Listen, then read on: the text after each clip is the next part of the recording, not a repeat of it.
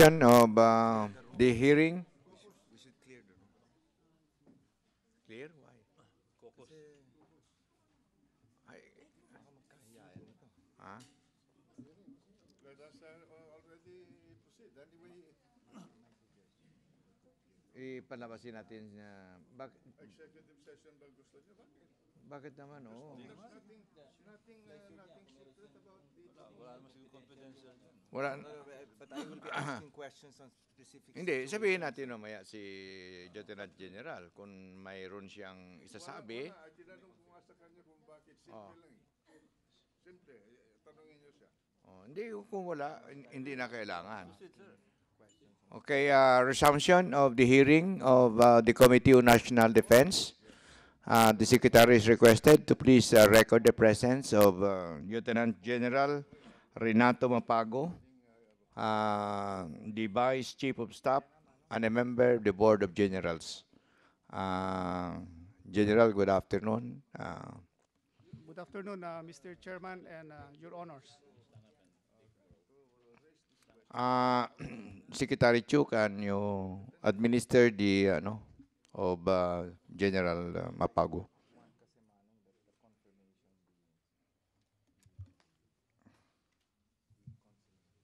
Do you swear to tell the truth? Nothing but the truth in this proceeding, so help you God. Thank you. Okay, Majority Floor Leader, would you like to ask the General, who is a member of the Board of Generals, regarding the query that you would like to know? Yes, thank you very much, Mr. Chairman. And I would like to thank the good general for coming here on such short notice. However, it is a primordial concern of mine because I had received information regarding the promotion process.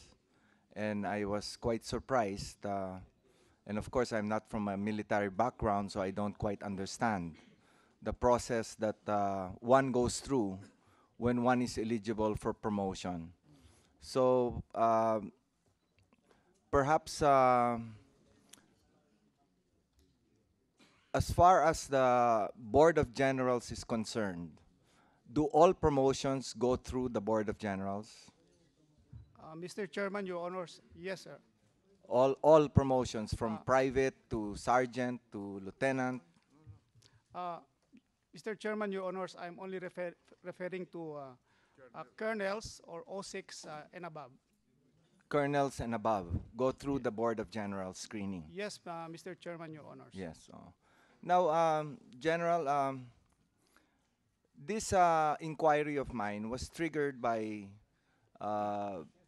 my being informed about the situation of General Palmea.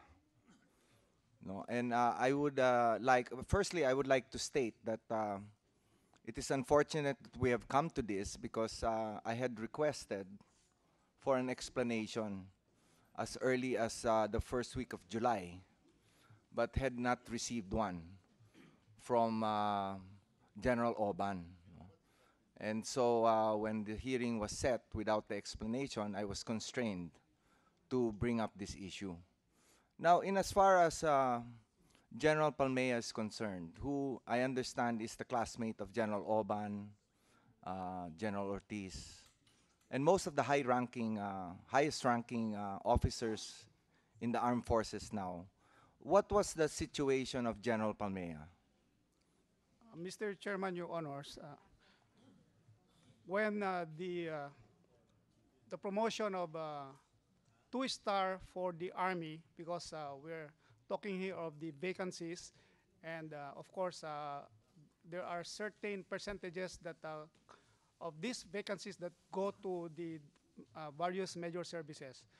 Sabi mo, there are quotas Yes, for sir. promotion. Yes, Mr. Chairman, Para Your Honors. maintindihan. There are quotas primarily for the major services. In the case of General Palmea, when his name came up for promotion, because he was also occupying a two-star position at that time, he was competing with 4 others.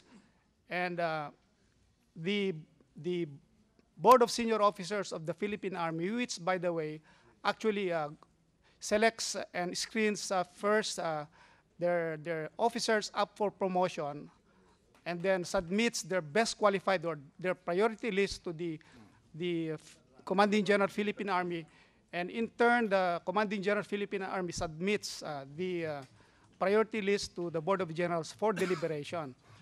And going back to General Palmea's case, when he was up for promotion, he was competing with 4 others. Unfortunately, at that time, there were only 2 quotas, 2 vacancies for the Philippine Army. And 2 of those were senior to him, senior in rank, and also senior in tenure.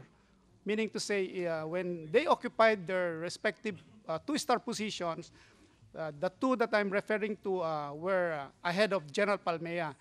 And that's the consideration of the Philippine Army Board of Senior Officers when they submitted the list, the priority list to the Commanding General Philippine Army.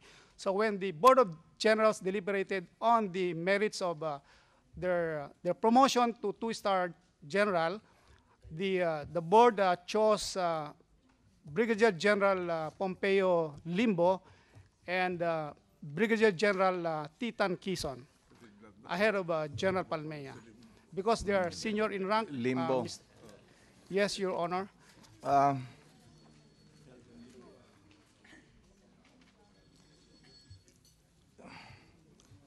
Is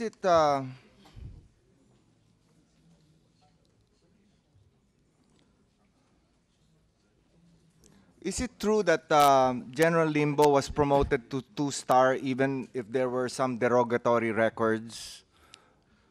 Mr. Chairman, Your Honors, we did not receive any derogatory information as to General Limbo. So he was not a participant in any of the coup attempts and all of this? No, Mr. Chairman, That Your is not Honors. in his records? None, Mr. Chairman, Your Honors. May I, since Pompeo Limbo worked under me, no, as like Oban, I would like to put into the record that he has never sought my help for him to be promoted. And I've been in that department for so long. Most of the people that work with me were elevated to high positions in the military. In the case of Limbo, he was a member of the RAM. And he helped in reestablishing democracy in this country. And I would challenge any officer in the armed forces as far as his qualification. And I hope that nobody will derogate on the personality of this officer because I know him, what he has done for the country. Thank you very much, Manong, Mr. Senate President. I certainly do not wish to derogate anyone. I am just asking if this was anywhere part of his records or if there was any. And since the answer was that there was none, then I will leave it at that. No. So I would like the to, only excuse me, I would like to put it to the record that indeed there was an effort to, in fact, he was emasculated from being promoted because of a claim that he participated in a coup. But he was cleared. And he never asked for any help. And he got promoted after he was cleared from the charge of a coup. thank you. Yes. Mr. Chairman, Your Honors, there were indeed reports about General Limbo's participation, but these were proven to be false because he was cleared eventually. I see. Okay. By the way, it was during the previous administration that he was frozen. But in spite of the fact that he was very close to me, never sought my help to clear himself. He cleared himself. And finally, the military high command found it fit to recommend him as Brigadier General. This guy fought in the jungles of this country more than some of these officers. It was mentioned to me that one of the bases also for his not being selected was because of his tenure. That he has, what is that called? Time and grade. Mr. Chairman, Your Honors, it's called tenure in position. Tenure in position, yes. Is that also one of the reasons? Mr. Chairman, Your Honors, yes, one of the considerations is tenure in position. As I have mentioned earlier, when their names were up for promotion and there were only 2 vacancies for the Philippine Army, the Board of Senior Officers of the Philippine Army chose General Limbo and General Quezon ahead of General Palmea because both of the 2 officers occupied 2-star positions ahead of General Palmea. And they were also seniors or senior to General Palmea in terms of date of rank. So date of their promotion to Brigadier General. So they were. So at the time that General Palmea was up for promotion, General Limbo was more senior to General Palmea. Is that what you're saying? Yes, Mr. Chairman, Your Honors. Yes. Now, are they of the same class in PMA? General Limbo is a member of PMA 78 and General Palmea is a member of PMA Class 79. Mr. Chairman, Your Honors. 79. So that would mean that General Limbo graduated ahead of General Palmea. Yes, Mr. Chairman, Your Honors. Yes, But okay. the reckoning of their seniority actually is their date of promotion to Brigadier Generals, Mr. Chairman, Your Honors.